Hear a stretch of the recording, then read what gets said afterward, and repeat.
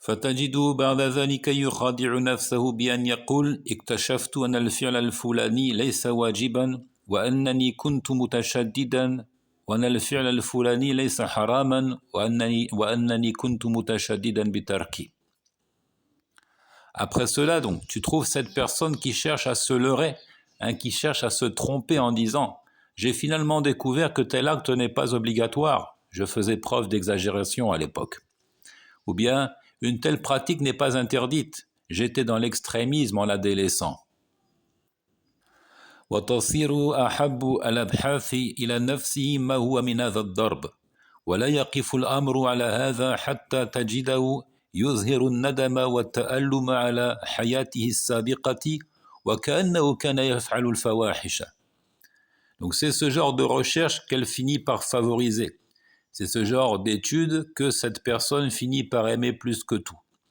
Mais ça ne s'arrête pas là, malheureusement.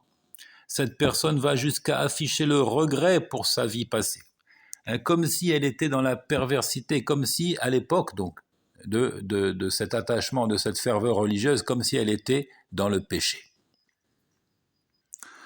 وكنت أقول لبعضهم ألست تعذر القبورية والرافضية والجهمية بجهله وتأويله فلماذا لا تكون أنت معذورا في فعلك شيئا تظنه سنة أو واجبا وظهر أنه ليس كذلك فأنت نيتك الطاعة ولا شك أن أجرك لن يذهب لأنك كنت قاصدا للحق. À certains, j'ai dit, n'est-il pas vrai que tu excuses le chiite extrémiste, le négateur des attributs divins Jahmi, et celui qui voue un culte au tombeau Quburi à cause de leur ignorance ou de leur fausse interprétation des textes? Pourquoi ne serais-tu pas excusable d'avoir posé un acte que tu pensais être une sunna ou encore un devoir religieux pour ensuite découvrir qu'il n'en est rien? Tu n'avais pour intention que d'obéir à Allah et sans aucun doute, ta récompense n'est pas perdue puisque tu recherchais la vérité. Ainsi, tel est l'état qui te caractérise aujourd'hui. Tu as fini par excuser jusqu'aux chiites les plus extrémistes, jusqu'aux jahmiya, ceux qui nient les attributs d'Allah Azzawajal et qui nient son élévation sur le trône. Ou encore, tu finis par excuser pour cause d'ignorance ou de fausse interprétation ceux qui vouent un culte aux défunts, aux tombeaux. Alors si tel est le cas, pourquoi ne serais-tu pas toi excusé d'avoir un jour posé un acte que tu pensais être une sunna ou un devoir religieux? Surtout que l'intention était bonne, l'intention était celle d'obéir à Allah Azzawajal et de suivre strictement les enseignements du prophète sallallahu alayhi wa sallam. ولا تقولن إنني نادم على تقصيري في طلب العلم فلو كان هذا حقيقيا لرأيناك حريصا على الطلب الآن والذي نراه من شأنك أنك فقط تبحث في مسائل معينة وأنت لا تلوم أهل الباطل وتعتذرهم مع تقصيرهم الظاهر في طلب الحق. Et ne nous fais pas croire que tu regrettes d'avoir fourni trop peu d'efforts dans la quête du savoir. Lorsque tu fais ce genre de déclaration, j'ai finalement découvert que ce n'était pas une obligation, j'ai approfondi la recherche et je me suis rendu compte que j'étais dans l'extrémisme en délaissant tel et tel acte parce qu'il n'était pas interdit. Ne nous fais pas croire que tu regrettes d'avoir été peu enclin donc à la quête du savoir. Car si c'était vrai, si c'était le cas, nous constaterions ton avidité à apprendre à l'heure d'aujourd'hui. Or, nous ne voyons qu'une chose, cette quête de points bien précis, et qui concerne ce que tu étais à la belle époque. Donc, comme s'il cherchait à justifier la faiblesse de sa foi et l'état lamentable qui le caractérise aujourd'hui. Et pourtant, tu ne blâmes pas les hérésiarques, adeptes du faux, et tu leur trouves des excuses, des prétextes, alors que leur négligence est flagrante dans la quête de la vérité. ثم ما وجه إظهارك الندم على فعل شيء ومستحب في قولك الآن فالمستحب فيه أجر وإن لم يكن واجبا وقد رأيت بعضهم وهو يزعم أنه اكتشف أن صلاة الجماعة ليست واجبة وكلامه طبعا فيه نظر يتحدث وكأنه نادم على تلك الصلوات التي صلاها في جماعة وكأن أجر المضاعفة يثقل ظهره. À quoi peut bien rimer ce regret que tu affiches pour un acte que tu juges désormais surérogatoire? Or, le surérogatoire recouvre une bonne rétribution, même s'il n'est pas obligatoire. Un surérogatoire, ça veut dire qu'en l'accomplissant, on tire des récompenses. Pourquoi donc regretter un tel acte? J'ai même vu quelqu'un regretter ses prières accomplies en groupe, après avoir soi-disant découvert que la prière en assemblée n'est pas une obligation. Comme si la récompense décuplée lui était pesante. Comme si d'avoir accumulé trop de récompenses était pesant pour lui.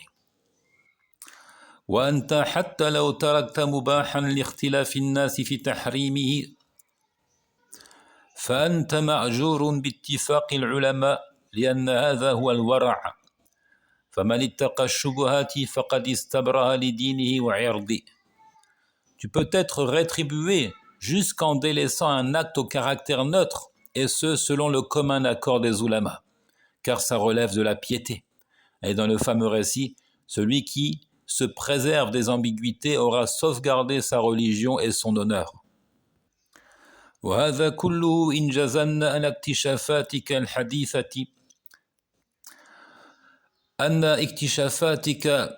الحديثة صحيحة وليست مقودة بالهوى فما بالك وكثير من ذلك مجرد توهمات. Je dis tout cela en admettant que tes récentes découvertes soient fondées, qu'elles ne soient pas conduites par la passion. Mais en réalité, grand nombre de tes propos sont illusoires. فحتى لو كنت مخطئا فيقال لك قد أحسنت إذ أطعت لأن نيتك الاتباع وفعلك اشتبه بأصل صحيح. Et même si tu avais fait erreur, nous disons, comme l'avait dit donc Mu'adh aux gens de Nakha, au Yémen, si tu avais fait erreur, nous disons tout de même, tu as bien fait d'obéir. Tu as bien fait d'obéir, car ton dessein était de suivre la conduite prophétique. Et ton acte s'est confondu avec ce qui est authentique et bien fondé dans la religion d'Allah. حقيقة كثير من هؤلاء أنه يفكر وكأنه لا توجد آخرة فلو كان كسب مالا من هذه التجديدات المزعومة لما ندم عليها ولكنه نادم وقد كسب حسنات أما إن الحسنات هي دنانير الآخرة. En vérité, ces gens réfléchissent comme si l'au-delà n'existait pas. Si un tel individu avait gagné de l'argent avec ses prétendus extrémismes, il n'aurait rien regretté. Mais le voilà qui regrette, alors qu'il a gagné l'enregistrement de bonnes rétributions, et qui sont certes la monnaie de l'au-delà. Et je vais conclure en faisant une relecture du récit de Mu'adh, rapporté donc par Ibn Abi Shayba dans le Musannaf. حدثنا وكيع حدثنا محمد بن قيس عن علي بن مدرك أن معاذا لما قدم اليمن كان يعلم النخعة فقال لهم إذا رأيتموني صنعت شيئا في الصلاة فاصنعوا مثله فلما سجد أضر بعينيه حسن شجرة فكسره في الصلاة فعمد كل رجل منهم إلى غصن في الصلاة فكسره فلما صلى قال إني إنما كسرته لأنه أضر بعيني حين سجدت وقد أحسنتم فيما أطعتم. Waqi' nous a conté, Mohammed ibn Qais nous a conté, selon Ali ibn Mudrak, qu'en venant au Yémen, Mu'adh a délivré l'enseignement à la tribu de Nakha. Il leur a dit, si dans la prière vous me voyez faire une chose, faites-en de même. En se prosternant, une branche d'arbre toucha son œil et il la brisa dans la prière. Chacun d'eux chercha alors une branche dans la prière pour la briser. Ayant terminé la prière, il dit, je ne l'ai cassée que parce qu'elle gênait mon œil dans la prosternation, mais vous avez bien fait d'obéir. Et vous avez bien fait d'obéir. Donc c'est ce qu'Allah Azzawajal attend des croyants, l'obéissance, le suivi strict des enseignements du prophète alayhi salatu wassalam. وَقَالُوا سَمِعْنَا وَأَطَعْنَا, ils ont dit nous avons entendu et nous avons obéi.